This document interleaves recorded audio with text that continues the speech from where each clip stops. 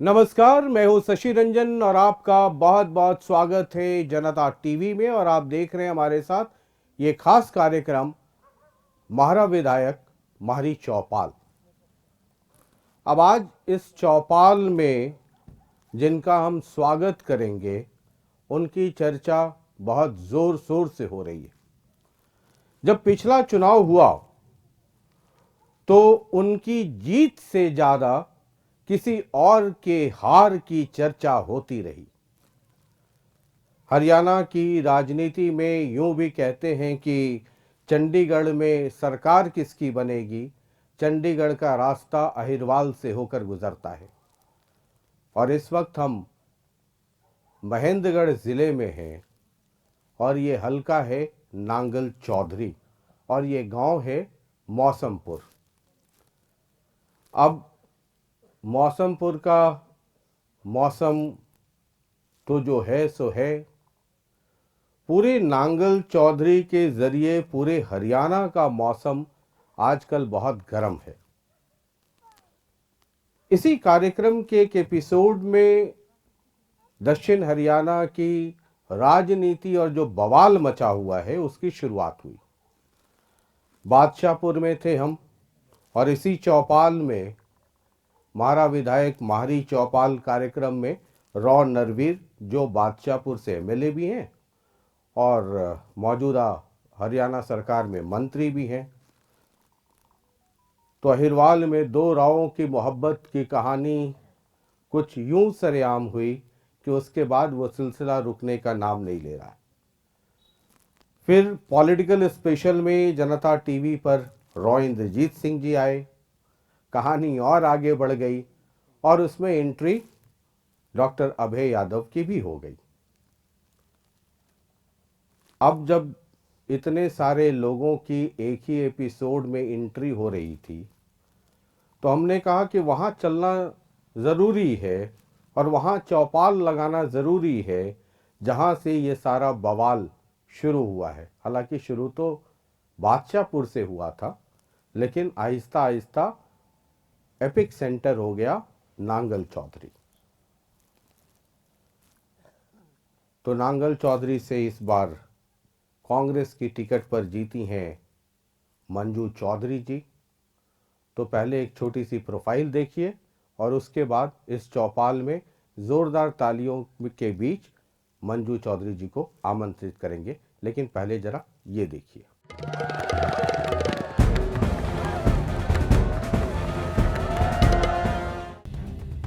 आज मारी चौपाल में आ रही है नांगल चौधरी हलके से मारा विधायक मंजू चौधरी।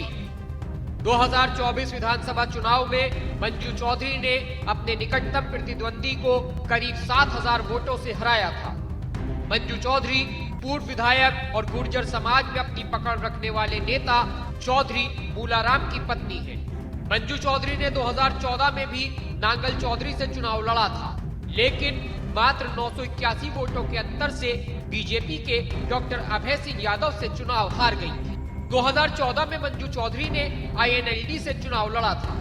2019 में नांगल चौधरी विधानसभा का चुनाव मंजू चौधरी के पति चौधरी मूलाराम ने जननायक जनता पार्टी से लड़ा था। इस चुनाव में वो भी दूसरे नंबर पर रहे थे।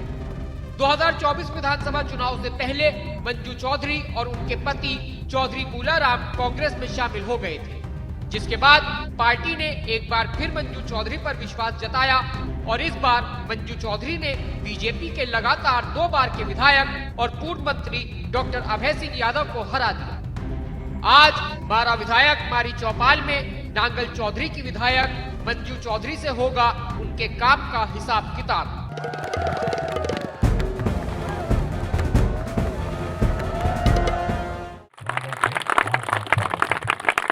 जोरदार तालियों से स्वागत कीजिए नांगल चौधरी से कांग्रेस पार्टी की विधायक मंजू चौधरी।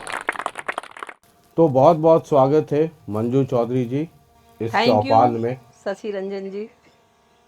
अब आप जीत तो गई, हाँ जी, लेकिन वो कहते हैं ना कि आपकी जीत से ज़्यादा उनकी हार की चर्चा न सिर्फ नांगल चौधरी में बल्कि पूरे अहिरवाल में, पूरे हरियाणा में ये होती रही। तो आपकी जीत ज़्यादा बड़ी थी या उनकी हार ज़्यादा बड़ी थी? उनकी समझ रही हैं ना आप? हाँ बिल्कुल। कौन? अभय सिंह जी। हाँ ठीक है, ठीक है। तो मंजू चौधरी की जीत से ज़्यादा अभय यादव जी की हार की चर्चा है, ऐसा क्यों? ऐसा इसलिए कि जब राव नरवीर सिंह जी यहाँ पर आए थे तो वो कहकर गए थे कि और कोई सीट जीते या ना जीते लेकिन नांगल चौधरी की सीट जरूर जीतेंगे। अच्छा, हाँ जी। तो राव नरवीर जी का आकलन गलत था, उनका भरोसा गलत था, या आप में दमखम ज़्यादा था? नहीं, उनका भरोसा भी गलत था, उनका आकलन भी ज़्यादा था और हमारी जनता में दम था। अच्छा, जनता में दम था। बिल्कुल। अब आप अपनी जीत का जश्न मना रही हैं, आप कांग्रेस पार्टी से हैं, जरा अभय यादव को सुनना चाहेंगी? बाकी इलाकों में जाता हूं मैं तो कांग्रेस वाले कहते हैं कि वोट चोरी हो गई, राहुल गांधी से लेके सब लोग। नांगल चौधरी पहुंचते कह रहे हैं कि ये तो कांग्रेस वालों ने वोट चोरी कर ली, और मंजू चौधरी इतनी दबंग हैं कि वोट चोरी कर ली, बूथ कैप्चरिंग करवा ली, है ना? जरा सुनिए एक बार, फिर आपको भी ज़्यादा, हालांकि सुना तो होगा आपने, दोबारा जरा सुनिए। अभय यादव हैं।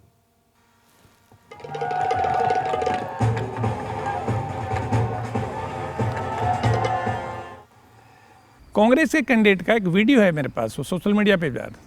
उन्होंने चुनाव के दौरान अपने वर्कर से अपील की, अगर चुनाव जीतना है तो बूथ कैप्चर कर लो।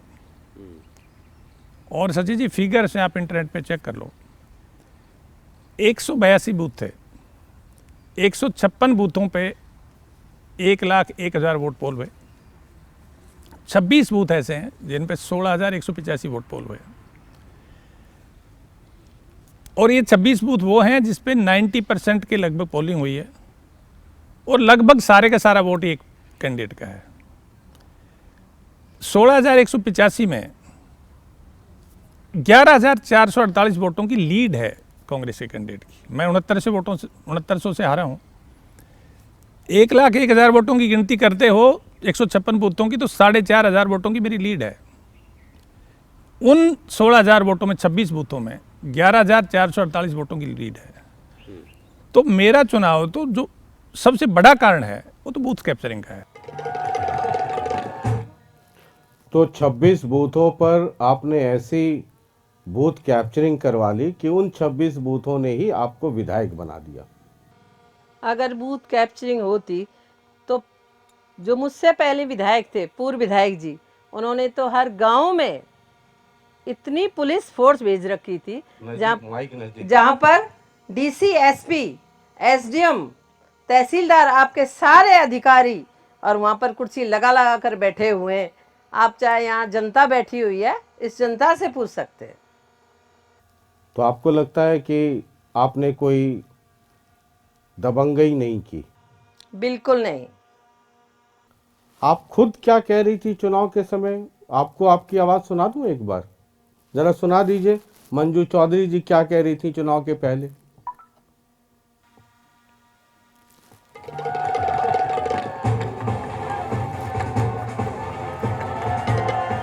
है जनता, बस आपको तो एक काम करना है कि जो 5 तारीख को चुनाव है, अपना बूथ इतना मजबूत कर दो कि मैं कहती हूँ 98-99% बूथ कैप्चरिंग जहाँ हो गए तो जीत कितनी होगी। और अपना आपने देखा है कि नांगल चौधरी से शुरुआत होती है, अपना पहला है नांगल चौधरी और लास्ट में हुआ है, तो सबसे ज्यादा रिकॉर्ड तोड़ जीत होगी ना। मैं आपको घबराने की और कोई चीज की जरूरत नहीं है ना। अब आप खुद कह रही हैं कि बूथ कैप्चरिंग कर लो, आपको घबराने की ज़रूरत नहीं है। अभय यादव कह रहे हैं कि 26 बूथ पर 90% से ज़्यादा पोलिंग या 90% पोलिंग हो गई, और वहीं से आपकी जीत तय हुई। वो तो क्या हुआ, उत्साह में लोगों का उत्साह बढ़ाने के लिए कि भाई ज्यादा से ज्यादा वोटिंग करवानी है, वो तो गलती से बढ़ निकल गया। अच्छा, बिल्कुल। ये गलती थी या आपने इशारा कर दिया कि एकदम दबंगई के साथ नहीं नहीं डटे रहो? नहीं, डटे रहो, लेकिन ज्यादा से ज्यादा वोट पोलिंग कराओ। ये तो चुनाव आयोग भी कहता है कि ज्यादा से ज्यादा वोटिंग करवाओ। तो चुनाव आयोग ये नहीं कहता ना कि बूथ कैप्चर कर लो। वो तो मैंने बताया ना। ये नहीं कहता है। नहीं, वो तो मंजू चौधरी कह रही है। नहीं नहीं, ऐसी बात नहीं है। वो तो कहते हैं ना, ज्यादा आदमी उत्साह में, इतनी पब्लिक आई, इतनी खुशी हुई कि सब लोग साथ हैं, सब लोग चाहते हैं कि सत्ता परिवर्तन हो, खास तौर से नांगल चौधरी से। इस वजह से मैंने उन लोगों को ये कहा कि ज्यादा से ज्यादा वोटिंग करवाएं। वो तो मुझसे गलती से ओवर निकल गया। ऐसा बूथ कैप्चरिंग हमने आज तक कभी नहीं की। मतलब दबंगई तो नहीं है ना? मतलब नहीं, बिल्कुल नहीं। अभय यादव परेशान है, कह रहे कि देखो मैं तो जीता हुआ था, ये 26 बूथ में ऐसी धांधली हो गई, 90% के ऊपर पोलिंग हो गई। हालांकि अभय यादव को भी चाहिए था कि अगर दबंगई हो गई है तो रिपोल के लिए अपील में जाते, है ना? तो रिपोल का सिस्टम है, चुनाव आयोग के पास कंप्लेन करते। मुझे जानकारी है नहीं कि उन्होंने कंप्लेन किया नहीं किया, अगर करते तो रिपोलिंग होती। ऐसा है, मैं यादव में भी मुखोता में वो हार कर निकले हैं, खातौलिया हीर में वो हार कर निकले हैं, और अपने तो मैं तो हर बिरादरी में जीत के निकली हूँ। तो ऐसा क्या हो गया? उनके जो समर्थक हैं उनको विकास पुरुष, है ना, वाटरमैन, पानी के मसीहा, ये सब कहते हैं। वो कहते हैं कि वो अकेले अपने दम पर, मैं उनसे जब इंटरव्यू कर रहा था तो मैं पूछ रहा था कि आप जितनी बात कर रहे हैं, मैं अभय यादव, मैं कमेटी बनाई, मैं अभय यादव ने ये रिपोर्ट दिया, है ना, तो पानी का कायाकल्प हो गया। रॉय इंद्रजीत सिंह और दूसरे लोग तो उसमें कहीं थे ही नहीं। तो जो आदमी इतना बड़ा विकास पुरुष है, वो आपके इलाके में हार कैसे गया? अपने ही इलाके में कैसे हार गया? विकास पुरुष होते तो ये नौबत ही नहीं आती। जब सारी सीटें जीत गई बीजेपी, तो ये सीट भी जीतनी चाहिए थी। आप देख रहेंगे और आगे आप जब देखोगे आपको विकास दिख जाएगा। उन्होंने विकास करवाया सिर्फ अपने कागजों में, और जनता के जो आप देख रहे हैं सिर्फ पैसे भरने की जेबों में। जैसे अब आप जो चल रहा है हब का मामला, जमीन वाला लॉजिस्टिक हब, तो वो कह रहे हैं कि रॉय इंद्रजीत सिंह जी ने भी इशारा किया कि इसमें ज़मीन खरीदगी में कुछ धांधली हुई है, कुछ भ्रष्टाचार हुआ है। उन्होंने कहा ये मेरा सीधा सीधा आरोप है। लेकिन अभय यादव ये कहते हैं कि हरियाणा सरकार ने डायरेक्ट किसानों को पैसा दिया, वहाँ भ्रष्टाचार कहाँ है? तो कमेटी बना करके जांच करवा ले। वो तो अभी प्रेस कॉन्फ्रेंस करी भी थी हमारे खातौली जाटके ने, उन बच्चों ने, अपने अजय ने, उसके भाई ने, और पूर्व विधायक जी ने 10 किला जमीन किसी राजकमल, मतलब उसके जो कंवर सिंह के लड़के हैं उसके नाम करवाई, और आज उन्होंने वो जमीन अपनी पत्नी राजकमल के नाम करवा रखी। क्या कह रही है? हमने समझा नहीं, क्या है? मतलब जो जमीन अधिग्रहण हुआ, तो उसमें वो जमीन, वो तो पूरे मिड-डे थे, पूरे सब कुछ करने वाले, प्रॉपर्टी डीलिंग करने वाले थे, और उन्होंने किया उसमें। क्या प्रॉपर्टी डीलिंग क्या हो गई? उन्होंने जो जमीन किसानों की दिलवाई, घाटा सेठ, तलोट और बसीरपुर की, वो जो जमीन थी, वो जमीन उन्होंने अपने किसी दोस्त या कोई जानकार, में जो नाम बता रही हूँ, कंवर सिंह के लड़के हैं राहुल, उनके नाम करवाई, उनके लड़के के नाम करवाई, और बाद में वो जमीन अभय सिंह जी ने अपनी घरवाली के नाम, राजकमल के नाम करवा ली। मतलब जहाँ लॉजिस्टिक हब बन रहा है, हाँ जी, तो ये जमीन उन्होंने खरीदी या क्या? मतलब या लॉजिस्टिक हब में, मैं समझ नहीं पा रहा आप हूँ। समझ नहीं पा रहे। वो जो जमीन किसानों की थी, तो वो जमीन उन्होंने सस्ते भावों में दिलवा दी लोगों को, और अपने भी किसी जानकार को दिलवा दी, और बाद में वो जमीन उन्होंने अपनी घरवाली के नाम करवा ली, 10 किले जमीन, और फिर वो हरियाणा सरकार को दे दिया महंगे दाम पे। महंगे दाम पर। तो हरियाणा सरकार को तो अब तो उस जमीन की इतनी कीमत है जिसकी पूछो मत। मतलब आप ये कह रही हैं कि 10 किला अभय यादव ने किसी थर्ड पर्सन के नाम पर हाँ जी, वो जमीन खरीदी, हाँ जी, और उसके बाद फिर उसे अपनी पत्नी के नाम पे करवा लिया। बिल्कुल। ये लॉजिस्टिक हब की जमीन है या उसके आसपास की जमीन नहीं, है? लॉजिस्टिक हब की जमीन है, उसके आसपास है ना, उसकी जमीन है। और फिर उसको लॉजिस्टिक हब के नाम पे वो सरकार को बेच भी दिया। अब वो बेचने का मुझे नहीं पता, लेकिन बीच में रास्ता निकलवा दिया, इधर भी उनकी जमीन, इधर भी उनकी जमीन। तो इसका मतलब लॉजिस्टिक हब में वो जमीन नहीं गई, मतलब सस्ते दाम परचेज, पे हाँ खरीद लिया, हाँ जी, है ना? हाँ जहाँ जी, लॉजिस्टिक हब बन रहा है वहां जमीन खरीद ली हाँ पहले जी, हाँ जी, और बीच से रास्ता निकलवा दिया। हाँ जी, अब दोनों तरफ उनकी जमीन है। बिल्कुल तो आपको लगता है ये भ्रष्टाचार है? बिल्कुल कैसे? भ्रष्टाचार ही है। किसानों की जमीन सस्ते भावों में दिलवा दी और खुद ने वो खरीद के नहीं, अब खुद की महंगी हो गई वो जमीन और खुद की जेब में पैसे आ जाएंगे अब उसके।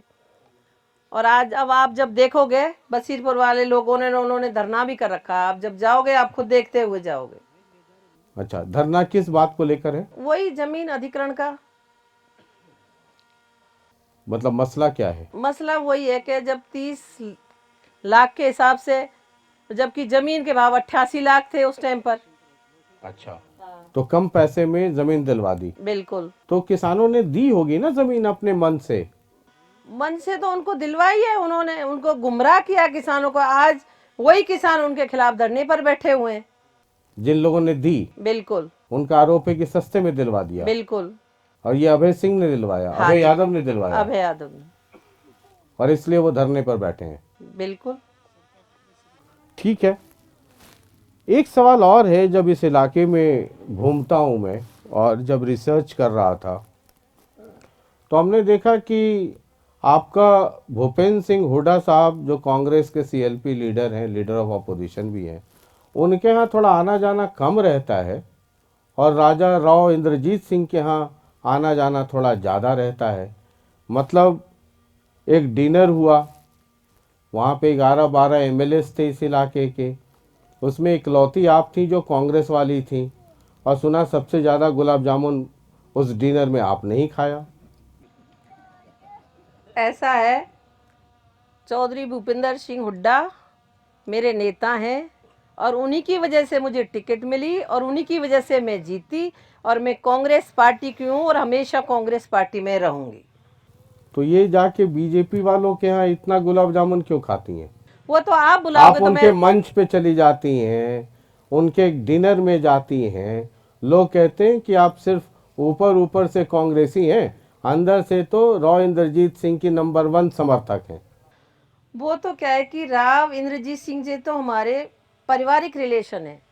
स्वर्गीय चौधरी फूसाराम जी जो मेरे फादर इन लॉ होते थे, आज से थोड़ी 50 साल से है। लेकिन मैं हूँ कांग्रेस की और कांग्रेस में ही रहूंगी और हुड्डा समर्थक। हुड्डा समर्थक है। दीपेंद्र हुड्डा और भूपेंद्र हुड्डा मेरे नेता हैं और मैं उन्हीं की सबसे पहली मजबूत विधायक हूँ। अच्छा, कभी आपको चुनना पड़ जाए भूपेंद्र सिंह हुड्डा, दीपेंद्र हुड्डा और राव इंद्रजीत सिंह में, तब क्या करेंगे? ये रहने वाली आप नांगल चौधरी की।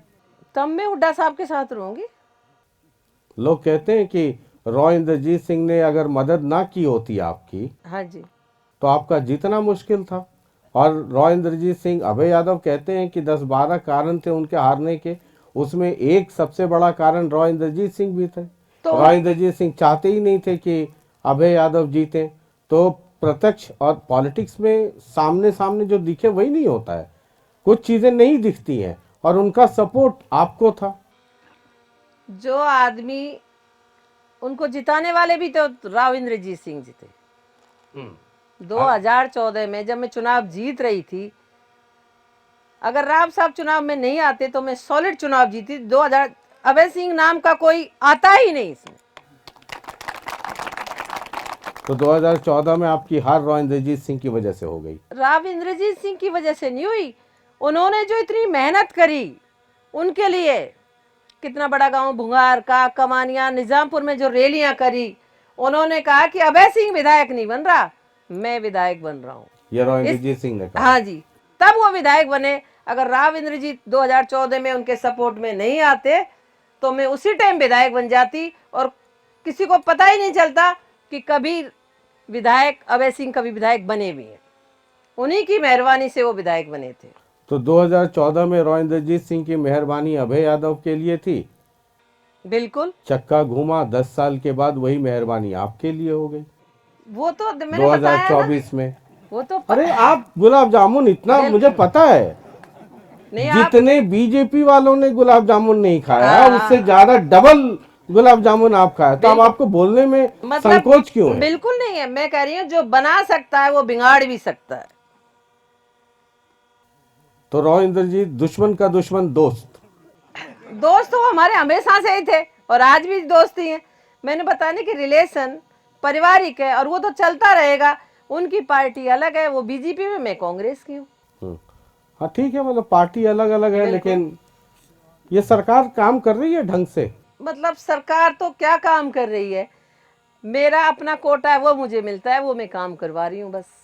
तो इलाके के डेवलपमेंट के लिए रॉ इंद्रजीत सिंह, आरती राव से कोई मदद मिलती है, नहीं मिलती है?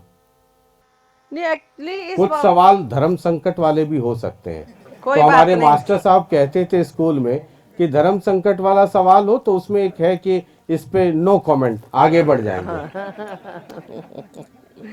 कोई बात नहीं। तो रॉ इंद्रजीत सिंह और आरती राव जो हैं वो नांगल चौधरी के डेवलपमेंट के लिए जब आप कोई मसला लेकर के जाती, क्योंकि वो मंत्री हैं, वो एक हरियाणा में एक केंद्र में, नांगल चौधरी उसी इलाके में, तो मदद करती हैं ये लोग, करते हैं या सिर्फ चुनाव तक की मदद किया था? नहीं नहीं, वो तो पूरे महेंद्रगढ़ डिस्ट्रिक्ट की मदद तो करती हैं। आज मंत्री हैं तो देखो हमारे नांगल चौधरी में उन्होंने इतना बढ़िया कर रखा है कि इतने पैसे दिए हमारे यहाँ, वो बन रही है, अब काम शुरू हो रहा है उस पर। अच्छा, हाँ, तो आरती राव मदद कर रही हैं नांगल चौधरी में डेवलपमेंट के काम में? पूरे महेंद्रगढ़ जिले में ही कर रहे हैं। अच्छा, हाँ, तो नांगल चौधरी कोई चंद्रमा पे थोड़ी है, हाँ महेंद्रगढ़ जिले बिल्कुल, में हाँ, ही मैंने है। बताया ना पूरे महेंद्रगढ़ जिले में ही कर रही है तो आप नांगल बोलने चौधरी। में संकोच कर जाती है। बिल्कुल नहीं कर रहे हैं संकोच। आप तो दबंग हैं, बिल्कुल। तो आप क्यों डरती हैं? नहीं नहीं, मैं कहाँ डर रही हूँ, एक बात तो मतलब आरती राव, रॉ इंद्रजीत सिंह दोनों की मदद मिलती है? बिल्कुल मिलती है। हाँ, मतलब वो बीजेपी में है इसलिए पूछ रहा हूँ मैं कि हाँ, ठीक है, डेवलपमेंट तो कोई बात नहीं। देखो मदद तो आज उनकी सरकार है, तो सरकार के, मैं तो विपक्ष में हूँ, तो अब सरकार उनकी है तो मदद तो उनकी मिलेगी ना इलाके के लोगों को। एक जरा आपको सुनवाता हूँ, देसराज जी हैं INLD से, जरा वो भी आपसे कुछ बात करना चाहते हैं, सुनाइए।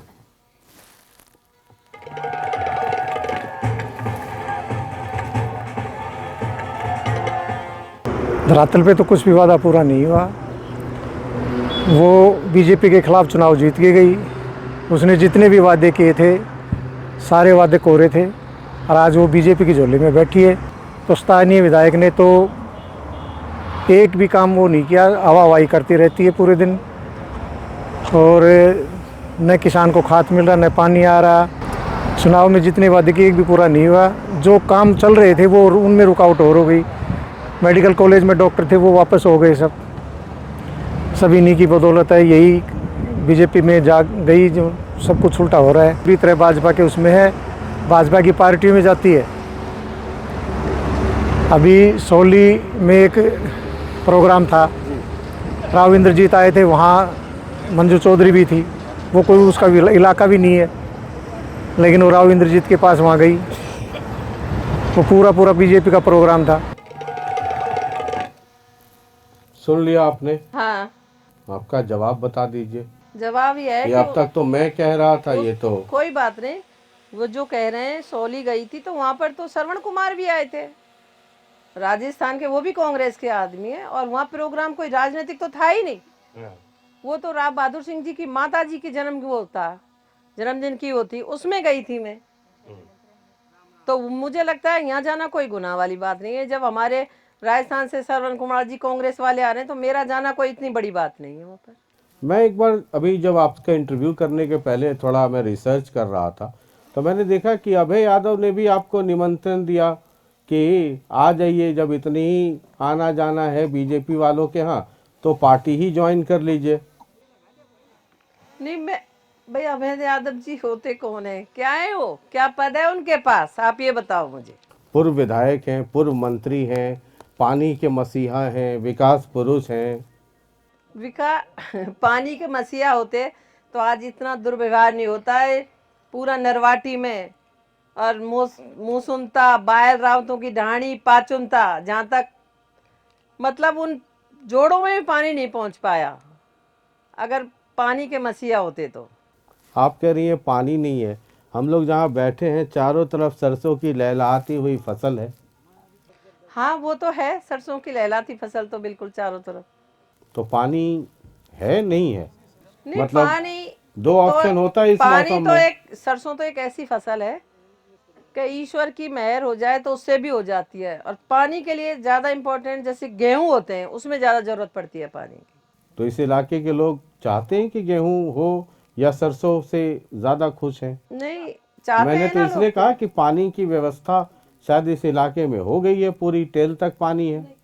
मतलब पानी यहाँ तक तो पहुँच रहा है, लेकिन जो पूरा नरवाटी से उधर तक है 20-25 गांव रह रहे हैं जहाँ बिल्कुल पानी नहीं है। तो ये जो सरसों की फसल इतनी लहलहाती है, ये सब मौसम? नहीं मौसम भी है और लोगों के कुओं में पानी भी है, और थोड़ी जैसे नहर भी आती है इस साइड में, उससे। तो ये नहर आती है तो फिर अभय यादव को थैंक यू तो बोलना चाहिए ना आपको? नहीं थैंक यू कैसे बोलूं मैं, आप मुझे ये बताओ। थैंक यू मैं जब बोलती जब पूरे उसमें आती, जो सिंचाई मंत्री रह चुके तो उनके तो दाएं हाथ का काम था ये, वहां तक नहर बनवाते और पानी पहुंचाते पूरे टेल तक, बायल रावतों की ढाणी तक पानी, वो नहर बननी चाहिए थी नरवाटी से लेकर। ठीक है, मुझे कई लोगों ने ये बताया कि बायल है, मुसनौता है, पांचनौता है, ये वो इलाके हैं जहाँ पर सड़कें अब भी ढंग से तरीके से नहीं है, या तो है ही नहीं, और है तो इतनी टूटी हुई है कि गांव वाले उनका हाल बेहाल है इल्म आपको इस बात का? नहीं मुझे पता है, मेरा क्षेत्र है, मुझे लगता है हफ्ते में 1-2 बार तो मैं जरूरी चली जाती हूँ उस क्षेत्र में। जी। तो वो जो रोड है बिल्कुल थोड़ा सा, क्योंकि ये जो ट्रक आ रहे हैं ओवरलेड इनसे टूटा हुआ है, और वैसे तो काम चल रहे हैं पीडब्ल्यूडी के, 20 करोड़ रुपए मंजूर हुए हैं जिसमें 15 पर काम चल हो रहा है, और 10 के तो काम हो चुके हैं, 5 के और हो जाएंगे। एस्टीमेट जो भेजे थे 15 करोड़ के आ चुके हैं। और ये आप सामने देख रहे हो, ये गांव में मेरे अपने नारनौल से लेके पूरे नांगल चौधरी तक ये बढ़िया रोड बनी रहे हैं।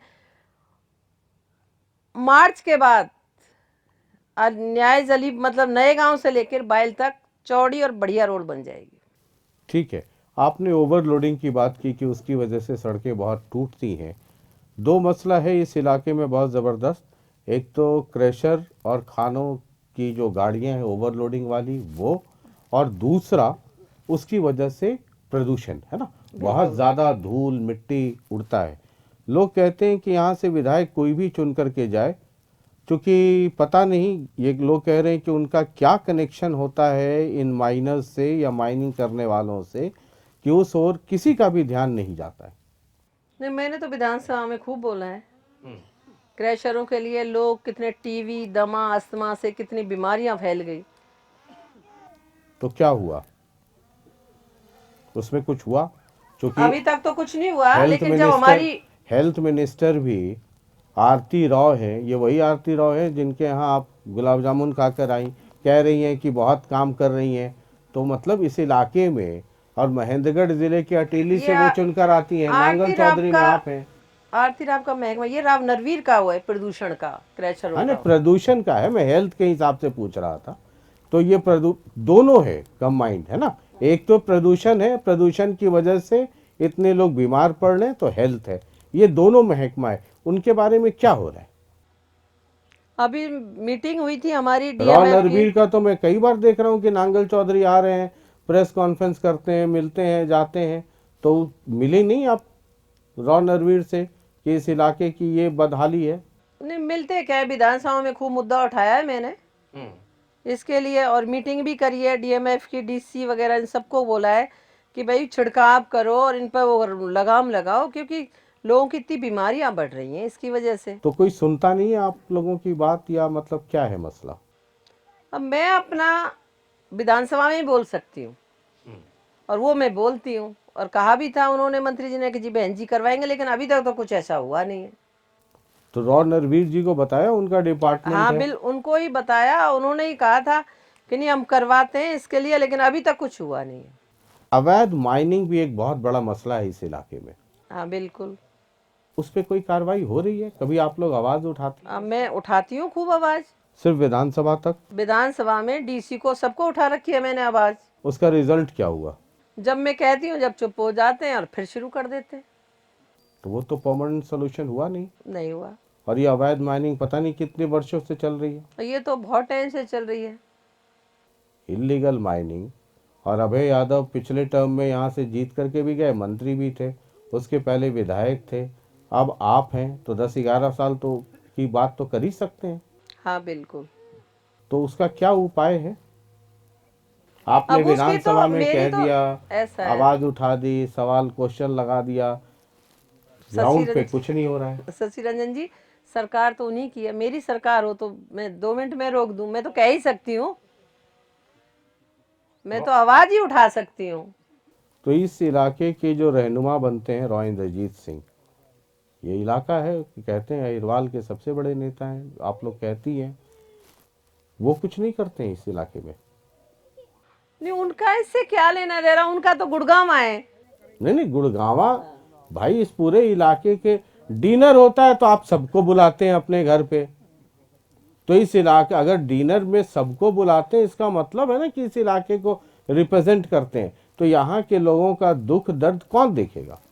नहीं, डिनर पर तो मुख्यमंत्री बुलाते हैं, वहां भी जाते हैं हम तो। जब हमारी विधानसभा चलती है, स्पीकर भी देते हैं, वहां भी जाते हैं।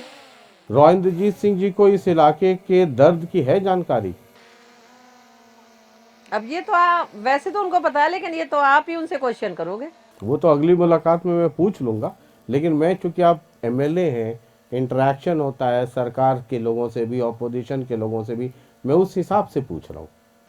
नहीं, इस बारे में मैं तो देखो, मैंने कहा ना कि मैं विधानसभा में क्वेश्चन उठाती हूँ, मैंने डीसी को भी बोला था, लेकिन इतनी भी नहीं होती। आप जो समझ रहे हैं कि राव साहब के वहाँ में बैठी रहती हूँ, वो तो मतलब एक दिन ठीक है, मेरे उन्होंने बुलाया। समझने नहीं समझने से क्या होता है, लोग के इलाके के लोग यही समझते हैं, नहीं, लोग तो अभय यादव यही समझते हैं। चलो, वो तो क्या है कि उस हार को अभी पचा ही नहीं पा रहे। इतना टाइम हो गया कि बस उनको तो बस वो हार खुद की हार ही दिख रही है। ठीक है, एक कर्मपाल यादव है, जरा वो भी आपसे कुछ बात करना चाहते हैं।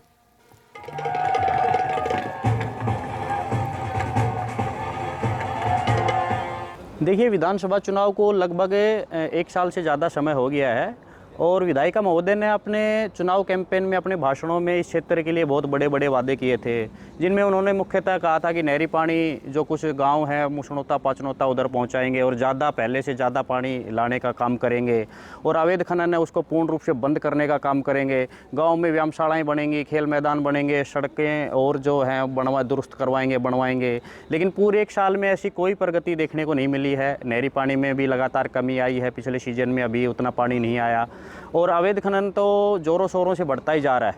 और कहीं ना कहीं ऐसा कोई प्रोजेक्ट आमजन को दिखाई नहीं पड़ रहा है जिसमें कोई प्रगति हुई हो, जो काम हुए हो, विधायिका जी की मेहनत जिसमें दिखती हो, ऐसा कोई काम नहीं हो पाया। ये सुन लिया आपने? बिल्कुल। आपका जवाब? मेरा जवाब यह है कि मेरा काम अभी मुझे 1.25 साल हो गए बने हुए, ये रोड बन रहे हैं, और आगे आप इन गांव में जाओगे जो 10-11 साल से बिल्कुल, चाहे नियामतपुर में त्यागियों की ढाणी हो, सबसे पहले वो रोड बने, इधर दूखेरा जाओगे आप, और 10 साल से जब पहले हमारे विधायक जी थे, पूर्व विधायक जी, उन्होंने जैनपुर गांव में एक लाइन नहीं बिछने दी। एक छोटी सी उसमें वो आनी थी अपने नहर से, 10 साल तक उन्होंने जुड़ने नहीं दी, और जब मैं विधायक बनी 10 दिन बाद ही मैंने उस काम को चालू करवा दिया, और उसमें पानी आ गया नहर का दोस्तपुर बेडंटी और दुखेरा तक जोड़ों में, और इनमें पानी डलवा दिया गया है। और जो कुछ रह रहे, चाहे मुँह सुनता हो, बायल रावतों की ढाणी, उनका मैं एस्टीमेट बनवा के मुख्यमंत्री जी को दे आई हूँ, और वो भी जल्दी आ जाएंगे।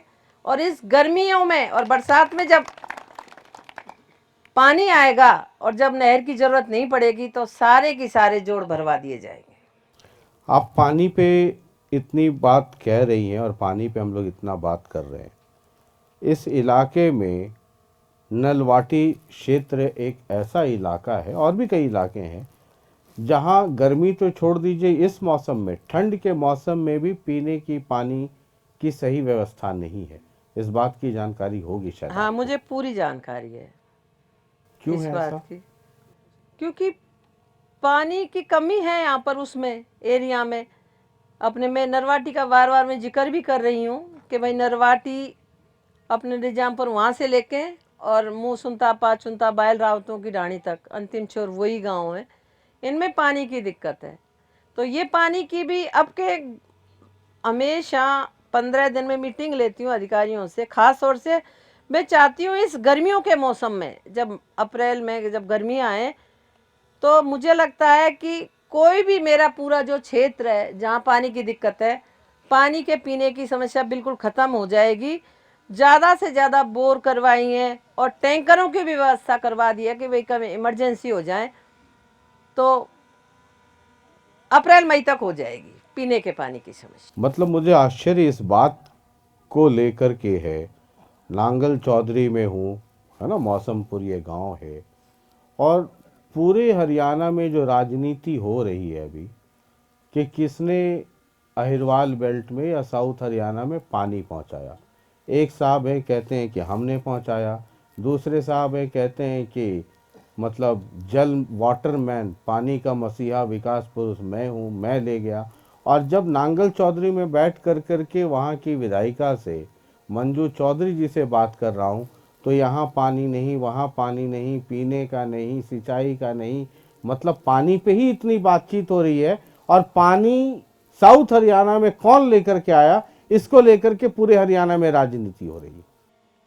यही तो मैं बात बता रही हूँ कि विकास पुरुष, अरे इतना टाइम दिया जनता ने और सिंचाई मंत्री रहे और पानी नहीं पहुंचा सके, नहर नहीं बनवा सके इन गाँव में। ठीक है, विक्रम पहलवान जी हैं, जरा उनको भी सुन लीजिए।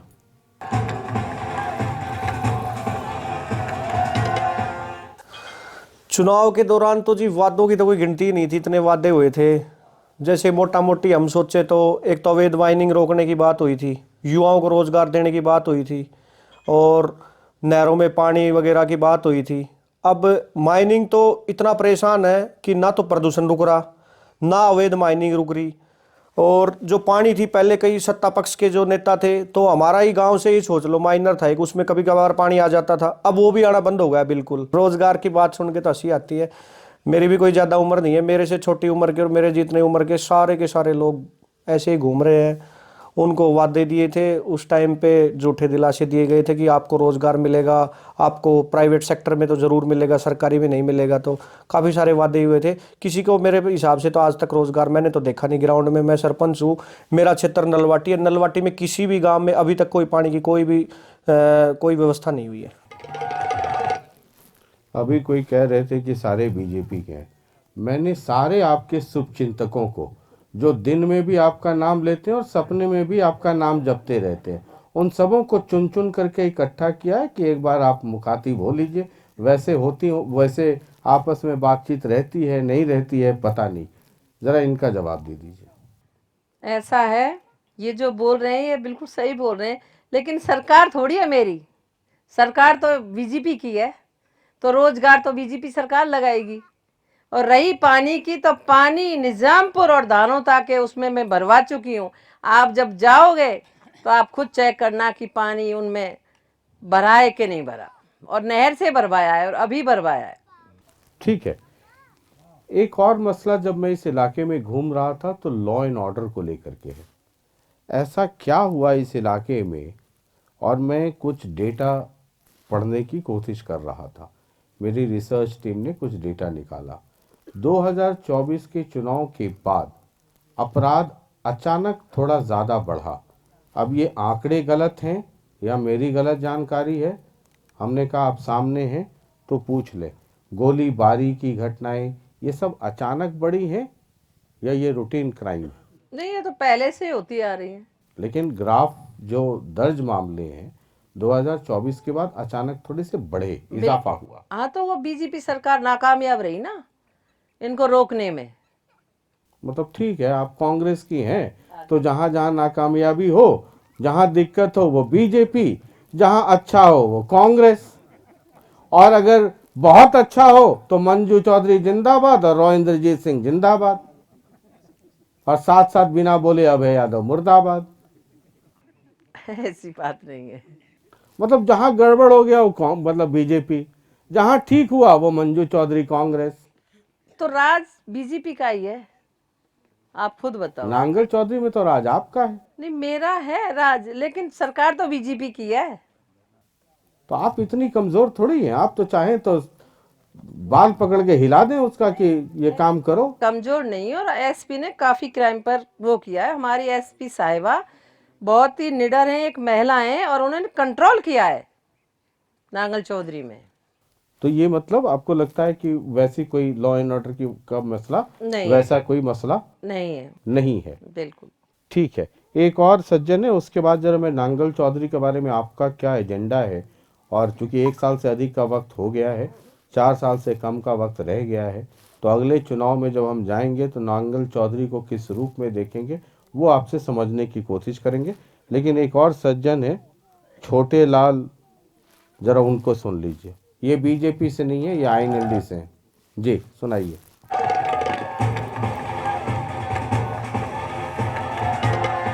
जितनी लीजें चल रही हैं उनमें उन लीजों के सारे पैमाने दोबारा से चेक करे जाएं, उसमें कमेटी बनाई जाए जनप्रतिनिधि के नेतृत्व में, और सच्चाई को जाने। प्रशासन को पता है सारा, और इतना बुरा हाल है। और जब माइनिंग की बात आती है तो छोटे मोटे कोई जो लोग हैं इधर उधर से आते हैं, उनको पकड़ पकड़ के खाना पूर्ति कर देते हैं। बाकी सारे लोग अपने आराम से मज़ा करते हैं, और इसमें सबका हिस्सा है। ये माइनिंग, कई लोग, क्योंकि इस इलाके में एक बड़ा व्यापार है, उसके अपने फ़ायदे भी हैं और उसका अपना बहुत ज़बरदस्त नुकसान भी है। लेकिन इल्लीगल माइनिंग को लेकर के जैसा इनका सुझाव है कि कोई एक कमेटी बने, लीज पे कितना एरिया दिया गया और कितने पे माइनिंग हो रही है। क्योंकि आप इस इलाके की चुनी हुई प्रतिनिधि हैं, तो पहला आवाज़ बुलंद करना, मतलब हम लोगों ने सबने मिलकर के चुना, तो आपको चुना ताकि आप आवाज़ उठाएं। इस मसले का कोई हल निकलेगा भी, या लोग आएंगे, जीतेंगे, हारेंगे, जाएंगे, 1 चुनाव, 2 चुनाव, 5 चुनाव, और ये व्यापार विशुद्ध तौर पे ऐसा ही चलता रहेगा। और कई लोग, ये सच्चाई भी है कि इल्लीगल माइनिंग के तार, जो लोग ये काम करते हैं, पॉलिटिशियन से जुड़े होते हैं। मैं किसी का नाम नहीं लेना चाहता हूं, लेकिन बिना राजनीतिक संरक्षण का ये काम इतने खुले तौर पे हो नहीं सकता है। अब ये तो सही कह रहे हैं, छोटे लाल जी ने बिल्कुल सही कहा है कि भाई ऐसे नहीं हो, इसका कुछ दायरा तो होना ही चाहिए। तो मैं कई बार कह भी चुकी हूँ, मैंने कहा कि देखो सरकार बीजेपी की है, तो मैं आवाज़ उठा सकती हूँ, लेकिन कंट्रोल तो वो लोग ही करेंगे। मैं धरने पर बैठ सकती हूँ लोगों के साथ। 1 साल से ज़्यादा का वक्त हो गया, 4 साल से कम का वक्त रह गया। चुनाव में हर नेता, चाहे वो किसी भी पॉलिटिकल पार्टी के हों, है ना, हम आसमान से चांद ला देंगे, तारा ला देंगे, नांगल चौधरी को हम सिंगापुर बना देंगे, हर घर में 10, 20, 50 नौकरी दे देंगे।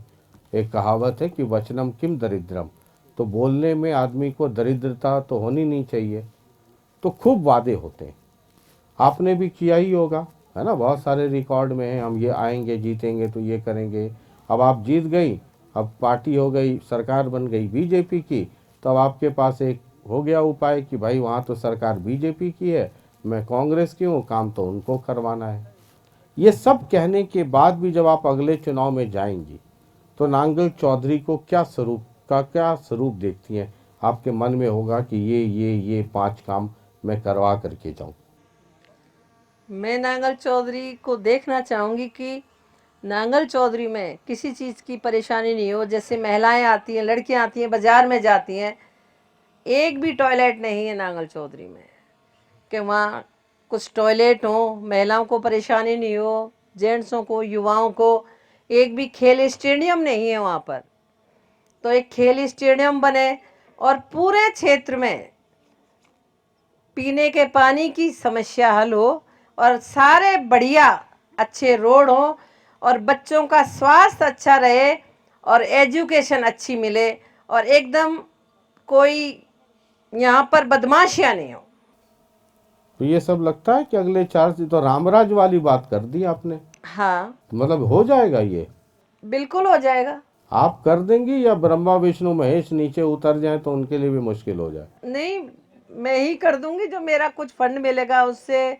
ठीक है, तो चलते चलते रहेंगी कांग्रेस में ही ना, कि जैसे अभय यादव कह रहे हैं कि स्वागत है नहीं, बीजेपी मैं में? कांग्रेस में रहूंगी। मैं हुड्डा समर्थक, दीपेंद्र समर्थक, और मैं इन्हीं के साथ रहूंगी और मेरा निशान हाथ का मतलब रहेगा। इसकी गारंटी बता दीजिए। गारंटी दे दी। आईएनएलडी के टिकट पे लड़ी है ना, आपके घर से जेजेपी के टिकट पे चुनाव के पहले कांग्रेस में आ गई, क्या पता कहीं अगले चुनाव के पहले बीजेपी में चली जाए आप? हम हमेशा कांग्रेसी समर्थक रहे। स्वर्गीय चौधरी फूंसाराम जी, हमें टिकट ही नहीं मिली, हमने हमेशा कांग्रेस की टिकट की, हमेशा वो करी, लेकिन हमें मिली नहीं कभी कांग्रेस की टिकट। इस बार चौधरी भूपेंद्र सिंह हुड्डा जी ने हमें विश्वास किया और उन्होंने हमें टिकट दी और हम ये सीट जीत गए, तो मैं तो उनके साथ ही रहूँगी हमेशा। ठीक है, इस इलाके में आपकी पार्टी में नहीं, दूसरी पार्टी में बीजेपी में, क्योंकि आपका उठना बैठना है सभी लोगों के यहाँ, सामाजिक सरोकार थोड़ा कांग्रेस वालों से ज़्यादा तो लगता है बीजेपी वालों के यहाँ उठती बैठती है। ये आजकल एक झगड़ा चल रहा है हिरवाल में कि कौन बड़ा नेता है ना, रॉ इंद्रजीत सिंह या रॉ नरवीर सिंह या नांगल चौधरी में तो एक और नाम जोड़ देता हूँ, डॉक्टर अभय यादव। इन तीनों में सबसे बड़ा कौन है और इस इलाके का शुभचिंतक सबसे ज़्यादा कौन है? राव इंद्रजीत सिंह। मतलब सबसे बड़े हैं बिल्कुल रॉ इंद्रजीत सिंह। बिल्कुल। इस इलाके के सबसे बड़े शुभचिंतक भी रॉ इंद्रजीत सिंह, राव इंद्रजीत सिंह। रॉ नरवीर और अभय यादव वो तो सिर्फ अपने क्षेत्र तक ही है, बस वो बादशाहपुर तक है और ये सिर्फ अपने नांगल चौधरी तक, और वो पूरे अपने दक्षिणी हरियाणा में। रॉ इंद्रजीत सिंह बिल्कुल। और इसके बाद अगर एक सवाल और कर दूं कि दक्षिण हरियाणा के हिसाब से रॉ इंद्रजीत सिंह या भूपेंद्र सिंह हुड्डा? भूपेंद्र सिंह हुड्डा। मतलब अगली बार भी कांग्रेस से टिकट चाहिए इसलिए? बिल्कुल। मतलब और जीतने के लिए फिर तो टिकट चाहिए भूपेंद्र सिंह हुड्डा से, और जीतने के लिए आशीर्वाद चाहिए रॉ इंद्रजीत सिंह से। दोनों से। मतलब ये तो आपका अच्छा ठीक ठाक सेटिंग है? एक तरफ जिंदाबाद करो, और आपको पता है ना कि भूपेंद्र सिंह हुड्डा और रॉ इंद्रजीत सिंह के बीच कितनी मोहब्बत रही है, ये पता है ना आपको? पता है मुझे, है? पता है। तो टिकट के लिए जिंदाबाद हो गए भूपेंद्र सिंह हुड्डा, और नांगल चौधरी से एमएलए बनने के लिए जिंदाबाद हो गए रॉ इंद्रजीत सिंह। ऐसा है, मैंने बताया है कि भाई मैं उनकी पार्टी की हूँ, चौधरी भूपेंद्र सिंह हुड्डा की समर्थक हूँ। टिकट वहां से? टिकट भी वहां से, आशीर्वाद भी उनका। अच्छा, और बिना रॉ इंद्रजीत, आपने कहा ना कि 2014 में रॉ इंद्रजीत सिंह ने उधर आशीर्वाद दे दिया तो मैं वो बन गए, इस बार नहीं दिया तो आप हो गई। आप बोलने में कुछ संकोच कर रही हैं, दिल की बात दिल में रख रही है। मैं तो समझा था कि आप खुल के बोलेंगे। मैं तो खुल के ही बोली हूँ, खुल के ही बोली हूँ आपके सामने। तो टिकट उधर से भूपेंद्र सिंह हुड्डा? नहीं, टिकट भी उधर से। अच्छा, मान लीजिए कि रॉ इंद्रजीत सिंह कह दें चुनाव से 2-4-6 महीने पहले कि इधर से पक्का हो गया है, तब क्या करेंगे? मैं कांग्रेस में रहूंगी। तो उनको सिर्फ बोलेंगे कि आप पीछे पीछे से सिर्फ मदद कर दीजिएगा, अभय की मदद, अभय यादव की ना करके मेरी मदद कर दीजिए। नहीं नहीं, ऐसी बात नहीं है। देखो, वो बीजेपी के, मैं कांग्रेस के, मैं कांग्रेस में ही रहूंगी। हाँ, वो कह रहे हैं कि मन से करते हैं समर्थन, पीछे से कह रहे हैं कि रॉ इंद्रजीत सिंह मन से करते हैं ना, मन से है? रॉ इंद्रजीत सिंह मंजू जी की मदद मन से करते हैं। वो तो देखिए आपके वोटर है, वो कह रहे हैं कि मन से करते हैं, और बताइए मैडम को बोलने में इतना संकोच हो रहा है।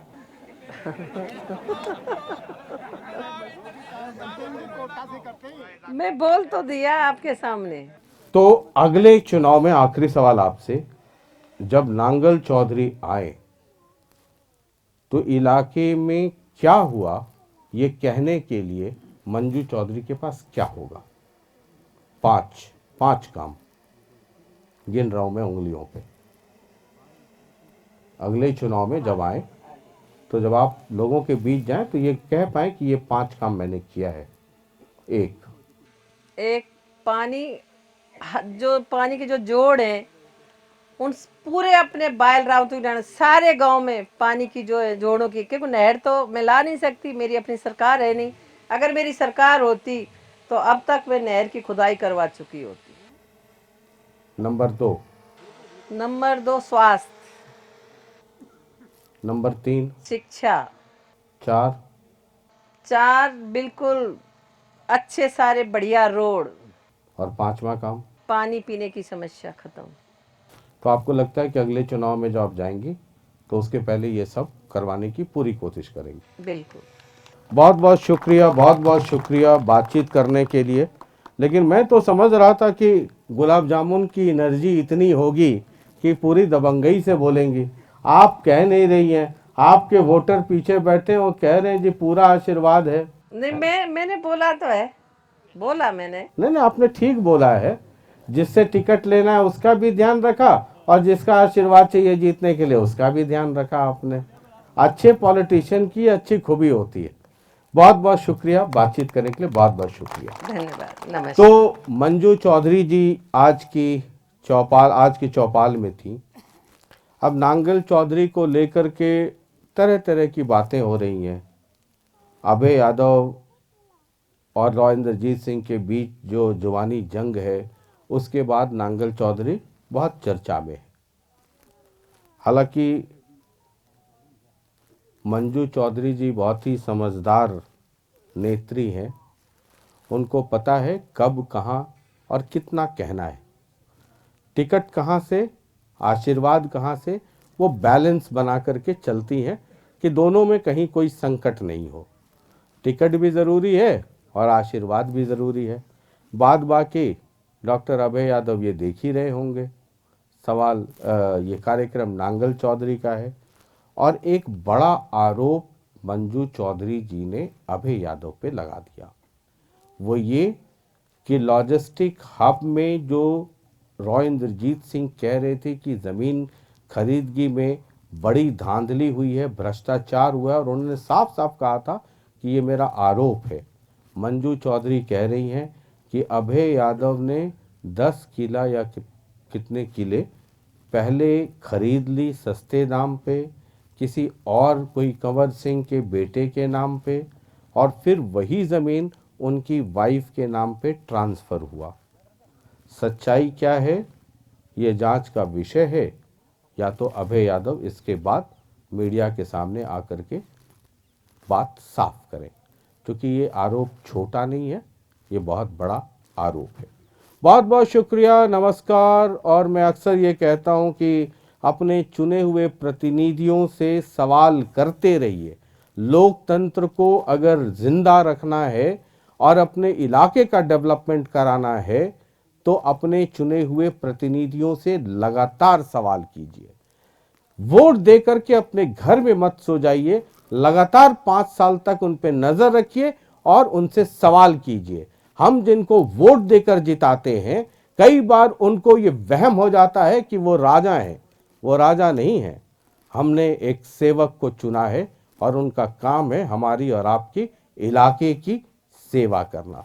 बहुत बहुत शुक्रिया, नमस्कार। अगले एपिसोड में एक और विधायक जी हाजिर होंगे, तब तक के लिए मुझे दीजिए इजाजत। बहुत बहुत शुक्रिया, नमस्कार। धन्यवाद, नमस्कार।